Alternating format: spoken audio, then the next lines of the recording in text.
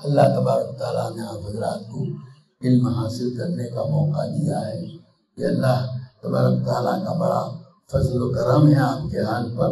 اس کی قدر کرو اور جو کچھ بھی سیکھا ہے وہ اس کو اللہ کے دوسرے بندوں تک پہنچانے کا اہتمام کرو. میں کہ نہیں حضرت ابو ہریرہ کی روایت کتاب العلم میں پڑھی ہوگی. لوگ کہتے ہیں ابو ہریرہ بہت روایتیں بیان کرتے ہیں، بہت روایتیں بیان کرتے ہیں. اگر قرآن پاک کی یہ دو آیتیں نہ ہوتی تو میں کبھی بھی ان آیتوں کے اندر اسی پر تنبیہ کی گئی ہے کہ جو اللہ تعالیٰ کی کتاب کا جو ہے علم تمہارے پاس، اس کو جو لوگ ان الذین یکتمون ما انزلنا من البینات والہدی، جو لوگ چھپاتے ہیں ان وہ چیزوں کو، ان گویا صاف صاف احکام کو اور ہدایت کی باتوں کو جو ہم نے قرآن کے اندر نازل کی. ان الذین یکتمون ما انزلنا من البینات والہدی من بعد ما بیناہ للناس فی الکتاب، اس کے بعد کہ ہم نے ان چیزوں کو قرآن کے اندر بیان کر دیا. اولئک یلعنہم اللہ یلعنہم اللاعنون، یہ وہ لوگ ہیں کہ اللہ تعالیٰ ان پر لعنت کرتا ہے اور لعنت کرنے والے فرشتے لوگ سب اس پر لعنت کرتے ہیں. الا الذین تابوا، البتہ جو لوگ اپنی اس غلط حرکت سے یعنی اللہ کا حکم نہ پہنچانے والی آپ تک اس سے باز آ گئے. الا الذین تابوا، توبہ کر لی، واصلحوا، اور اپنا حال ٹھیک کر لیا اور پہنچانا شروع کر دیا. واصلحوا وبینوا، اور ان احکام کو لوگوں کے سامنے بیان کر دیا. آگے کیا ہے؟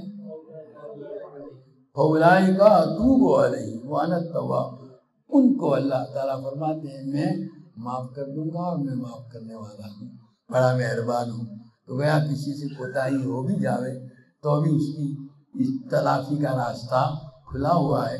ویسے تو آپ کا یہی ہونا چاہیے، اور پہلا درجہ اس کا یہ ہے، پہنچانے والی بات تو بات کی ہے، پہلا خود اس پر کیا کرنا ہے، عمل. حضرت مولانا مفتی محمد تقی صاحب عثمانی دامت برکاتہم فرماتے ہیں کہ ہم اپنے طلباء کو پوچھتے ہیں تم کائے کو پڑھتے ہو، تو جواب یوں دیتے ہیں اللہ کے بندوں تک یہ باتیں پہنچائیں گے. ٹھیک ہے یہ چیز، مگر پہلے اپنی تو فکر کرو. پہلے یوں کہو کہ ہم خود عمل کریں گے اور اس کے بعد اللہ کے دوسرے بندوں تک اس کو پہنچائیں گے. دوبارہ اس پر عمل کا اہتمام، عمل کریں گے، یہی اس کا حق ہے علم کا.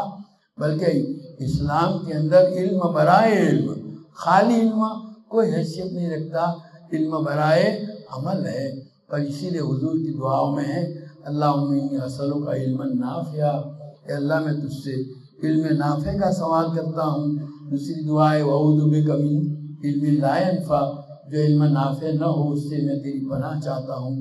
تو معلوم ہوا علم نافع ایسی چیز ہے جو مطلوب ہے، اور علم غیر نافع مطلوب نہیں. اب نافع کون سا؟